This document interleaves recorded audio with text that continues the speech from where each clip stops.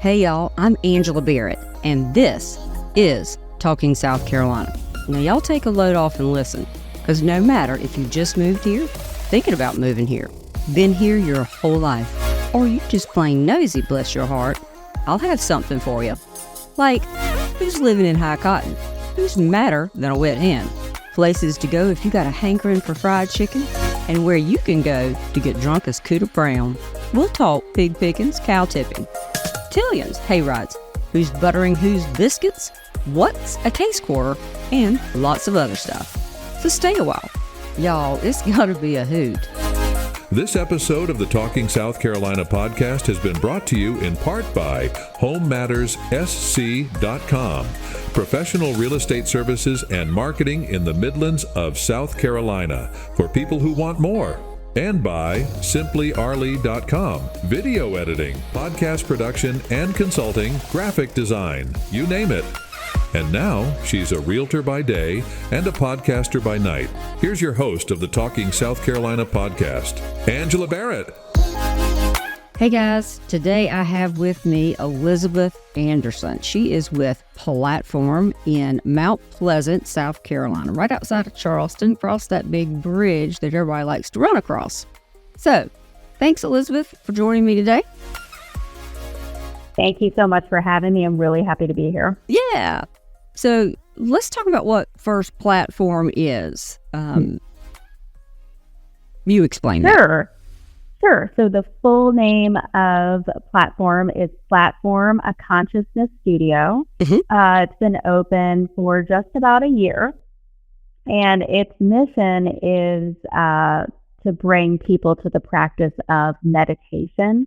I do one form, but they offer many other ways to go about it. They have, I do a Nidra meditation, which is a yogic sleep, which it's not a physical movement practice. You're literally in one position the whole time. But they have Om circles. They have some mindful movement meditations. They have basically you can come in and schedule or drop in and do some pre-recorded meditations where you find your space in this beautiful, quiet, serene area that the owner has set up. And then they just also have evening classes. They're going to start doing some day classes where somebody's there to help you with the meditation, having someone with you. They're going to start doing some book clubs, The Artist's Way, The Four Agreements. I'm going to do some classes with some restorative yoga, classes on journaling, because the whole intent of Platform is to have a lot of different avenues to get you to be in your present space, to let go of attractions and aversions in your life and just come to your breath and come to the present moment. And as you practice meditation, you can take it out into the fray of your daily life and come back into that present space and have that anchor of your breath help you through all the moments that happen. Yeah, right. And in this stage of and where we are today in the world, we could all use a little of that. Although it's a lot harder than it sounds. Now, let me ask you a few questions. You guys do yoga as well as meditation, or this is really a place? It really is a place for meditation. So even though the style that I do at Platform is a Nidra style, it's called yoga, but really it is a meditation because you're in one position the whole time and it's guided. So we're gonna start doing the restorative yoga, but really that is to get you into a meditative state. I would say there's no asana style classes where you're really moving through and making it a physical practice. Most of everything that you will see there is very still, gentle movements. If there's any of that at all, there might be just some mostly guided meditations there. The reason why that we're introducing some of the restorative, which you would really be in maybe 6 positions for a few minutes.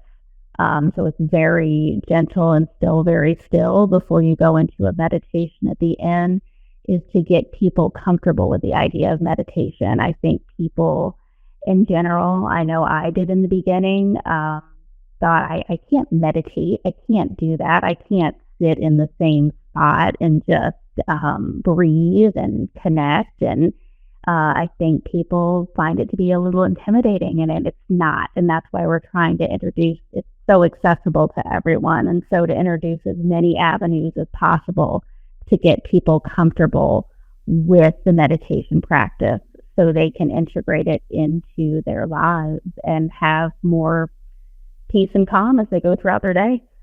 Right. The and we're going to get into more of what your platform is, which is the Nidra. Yep. But let's talk about, I saw on there where the sound baths. Tell us more a little bit about that. Oh, I'm a big sound bath girl. Yeah. Yeah. So that's a wonderful experience. So they have where you can go in. There's 4 styles of meditations in there that are pre-recorded headsets, and one of those choices are sound baths. There's 4 sound baths currently. They're going to start introducing new ones, and so there's no voice in a sound bath. You're listening to crystal bowls, rain sticks, some gentle music waves. It's all integrated together to get you into a calm state. So all of the headset meditations are half an hour. And then there is also a lady, her name's Arlen, and her business is Awaken Sponda, and she does sound baths there, and they're really incredible. So she comes in and does them live in that space. Oh, that's nice. Now, what about the Om Circle? Okay, so the Om, a lady named Carmen Knox does those, and she's amazing. That's how I actually came to platform. I was actually a couple doors down getting some items for a Harvest Moon yoga practice that I was going to do in my neighborhood, and I was like, what's this place? I just saw Platform, a consciousness studio, and they had a sandwich board outside saying they did Om circles, and that sounded interesting to me. So I just happened to go in there. I talked to the lady that was up front, and she said that yeah, you could come in and just sign up and do it. And so I did. I met Carmen, and basically what happens in that scenario is she does kind of a meditation in the beginning, and then you're basically chanting Om for several rounds, and you're doing it collectively with everybody in the circle, and it creates this incredible, peaceful, energetic space, and you feel very cleansed and rejuvenated at the end. Nice. Yeah. So let's talk about Nidra and really the point of Nidra and sort of what its purpose is, because each one has a different purpose. So let's talk about your baby. Sure. Yeah, I'd love to. So I got into it when I was getting my 200-hour certification. The Nidra was a small piece of it that one of the instructors introduced and actually went through with us a meditation like we would experience. And I thought, well, I didn't know this would even be a piece of what I would be learning. And I really enjoyed it. Once I got my 200-hour certification, you could get some other certifications as well. So I went ahead and got my Nidra certification. So it just specifically focused on that type of meditation or yoga. And what's so amazing about it is it does several things. And if you go to a Nidra meditation, it kind of has a specific formula because it's walking you through all the layers of your bodies. Like we have so much more than a physical body, and that's part of it, but you go through a physical journey, an energetic breath journey, a mental journey, a wisdom journey, a bliss journey. And it's really the practice of bringing your body and mind into the same space. It's working with your breath and dropping into the present moment. It helps you to rework belief patterns that are limiting. Each time you go through Niagara meditation, you'll be asked to focus on an intention, something that'll come to you naturally, that whatever you're feeling at that time, if you know, just to toss out, you might want to, you're like, I'm gonna be confident, or whatever you're trying to bring to the surface, because it's all in you. You just have to bring it forth into your present space. Excuse me. So it helps you to do all of those things, and the more that you practice it, the more you can bring it off the mat. And the other thing that it does is, we all have attractions and aversions. So aversions might be like if you have a fear of a certain animal or whatever it is, that if you happen to be walking across the street and one of those animals is there, that could disturb you. It could disturb your flow. And so if you could work on not being so averted by that. And then there's also attractions. I personally love my coffee in the morning. Right. So if I were to happen to go to the doctor next week and he says, hey, all of this caffeine really isn't working for you, no more coffee, that's an attraction for me. And I have to be okay with that. I have to say, okay, I can put that down. It's about neutralizing everything, so that you can just be in this present flow state. And nobody's going to do that all the time, but I mean, to just get better with that process of flowing through what is happening and what's coming your way. Now, correct me if I'm wrong about this, but in my reading, in prepping for our talk today, what I read about the Nidra was it really dealt with going into the delta brainwaves, and in response for healing, which is responsible, the delta waves are responsible for your healing and restoration. Now, that is a lot of scientific stuff, but explore more into that. Sure. So traditional meditation kind of keeps you in the waking state, those beta and alpha waves. So one of the reasons why the night is called the yogic sleep is because it does get you into the delta as well, and it gets you into that kind of, I don't know if you've ever been waking up in the morning, or you wake up and you're not quite ready to get up, and you're kind of in that in-between zone. You're kind of asleep, you're kind of awake. It's very dreamy, it's very peaceful, and you don't really feel like you're fully in your physical body. You're kind of like floating in and out of that state. So that is where the Nidra meditation takes you, is into that delta wave state, to where you are relaxed, but you're still aware. And that is where you get into that state and dropping into calm and relaxed, and getting out of that flight or fright mode where you're just like freaked out about everything. Yeah, like, oh crap, I gotta get up and do this. Yes. Yeah. Yeah, and so again, in my reading or research, it talks about it can be good for certain things. Again, one of them I thought was kind of odd, and you can maybe help me with this, is type 2 diabetes. Yeah, you know what? I am honestly not familiar with that being helpful in that regard. Yeah. Well, it was just one of the things that it listed that it was helpful with. So I thought, well, I'll ask. So I'll research that too. Yeah. Well, I didn't take it any further than that. But so let's back up just a second and talk about the importance of meditation for everyday people. Mm-hmm. So tell me about that. Yeah. Yeah. I mean, we kind of touched on this a little bit before. Life is so hyper connected now.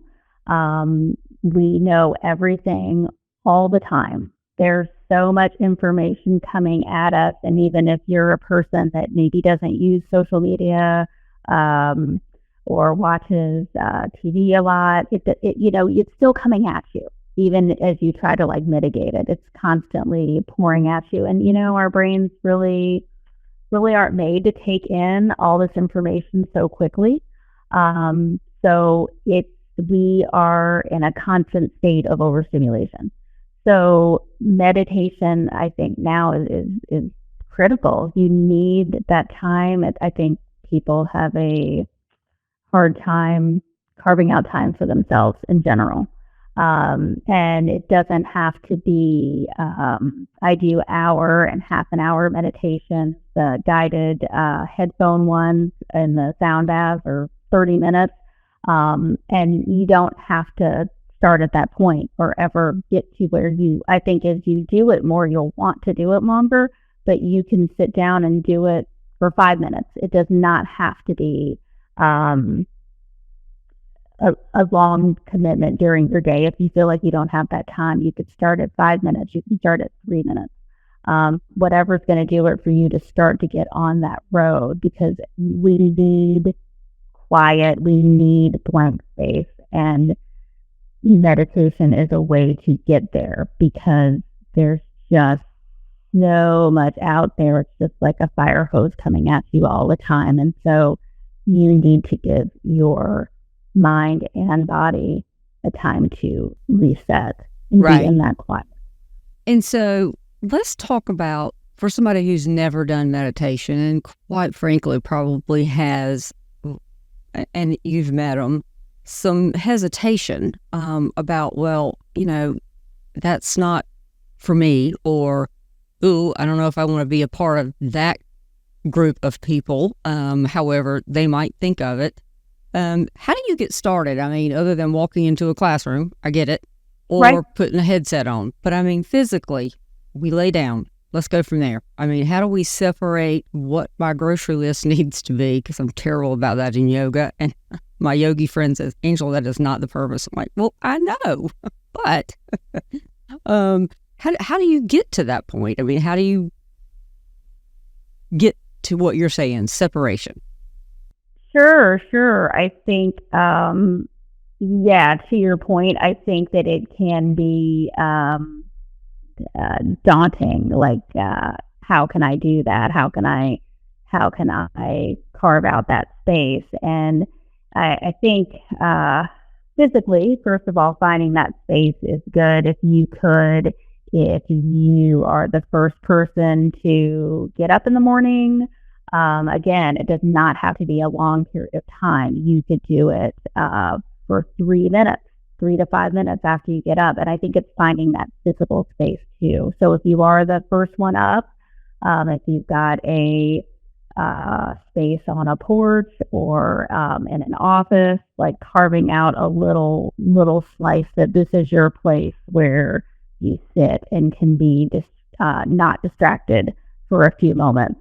And again, start at that 3 to 5 minutes. And then, and again, also when you sit down and do it for the first time, if you could find, there's so many great yoga music channels, like to look for instrumental, quiet, calming meditation music, put that on.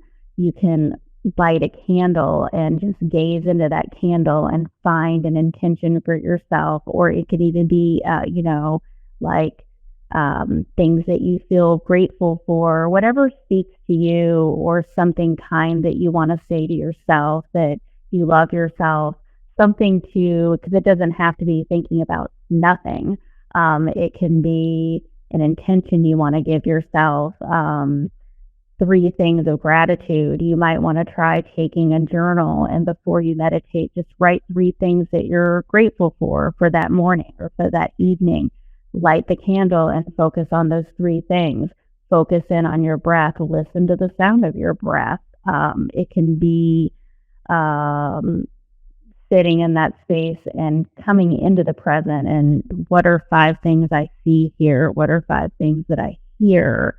And take it back to your breath and set a timer for yourself. And I can guarantee if you try one or a combination of those methods, that 5 minutes is going to go by so quickly. And you can just keep going back to those practices. And, if it's the gratitude, the journaling, if it's the lighting the candle, if it's focusing in on your 5 senses and what you feel in that space, whatever's speaking to you, and it could be different things on different days, or it could be one thing that you love, but just stay in those lanes. And then every few days, maybe set your timer for 2 more minutes and start to see how that helps to get you into the space where you need to be, and see how that affects how you go about your day and how you were to respond when you're, as we all get into in Charleston, say like traffic or, right. How you can just bring it back to that present space and not let that get under your skin so much. Right. And let's talk about intentions for those who don't know anything about meditating. So explain again what an intention is. Yeah. So an intention is, I don't want to necessarily say something you want to work on, because I don't want it to be a pressure and another goal that, somebody's again putting on their endless to-do list and the busy, productive life that they have. But an intention can go back into self-love, letting go of a fear, wanting to have more clarity. It's just, an intention can be an endless thing because that individual is going to decide what their intention is. And so it's not another word could be a goal. It could be a goal, and a lot of times, and when we talk about goal, again, it's not like I'm going to lose 10 pounds. Run a half marathon or whatever you want to do. It's really more about taking it into the eternal. Like maybe, and I personally do not want to run a half marathon, but I'm just using it as an example. Right? But I know people who've done it, and I have a lot of admiration for them. But if that would be something that I wanted to do, just hypothetically, but I can't make myself get on the road to that journey. It's really taking it internally. It's like, well, what am I afraid I won't be able to actually achieve that goal? Do I feel like I'm not strong enough? And then it's really looking at, it's like, and then, well, maybe I don't feel like I'm strong enough, for example. Then I make my intention that I am strong. I am capable. I am strong. I am worthy. You're putting it internal to yourself and filling your cup with what you think you're lacking. You're not lacking it. You just have to get it to the surface of yourself. Right. And again, that goes back to what the Nadra is about. You're not completely in your subconscious, but kind of. You're kind of halfway there and kind of halfway in the conscious. You're never asleep, not really, but... Yeah, because your subconscious is always working. Right.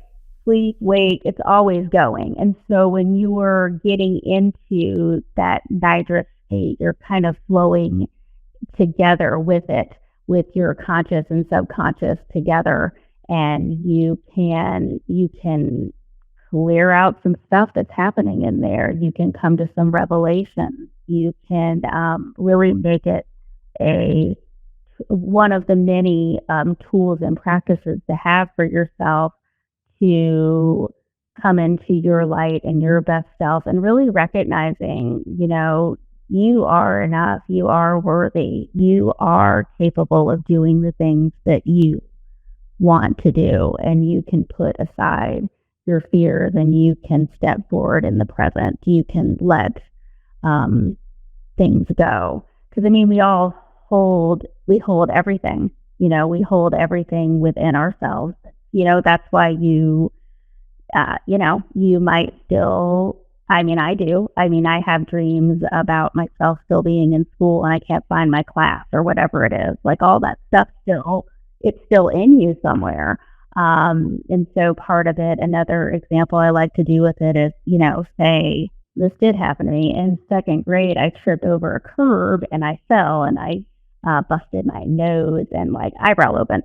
So for me, maybe so that's still held in me somewhere. So if I'm walking really fast and I go to like trip on a sidewalk, my brain's going to trigger and say, oh no, you're going to really hurt yourself. No, that's something that happened to me in the past. I'm just going to catch myself this time. And so the Niagara meditation helps you to not go back in time to that thing that happened to me. It's going to help me just carry forward and just keep on walking. And it really is sort of something you have to practice at. I mean, you're not going to do it the first few times. I mean, you're just not. I mean, or at least I know I wouldn't. I'm still making a grocery list to go in the back of my head. Right. Yeah, and like anything else, right? You're not going to go to like a Pilates class and be one time and be awesome at Pilates. Right. Like keep going. And so like anything else, it's the practice for all of your bodies, really. But yes, it's definitely helpful for the mental. And, I feel that way about really any sort of exercise you're going to do, physical, mental, spiritual. It's all a practice. The more you do it, the more you're gonna hone and define and get to where you want to be. Sure. So I know we've got to go. We both have busy days, but platform, how long have they been opened?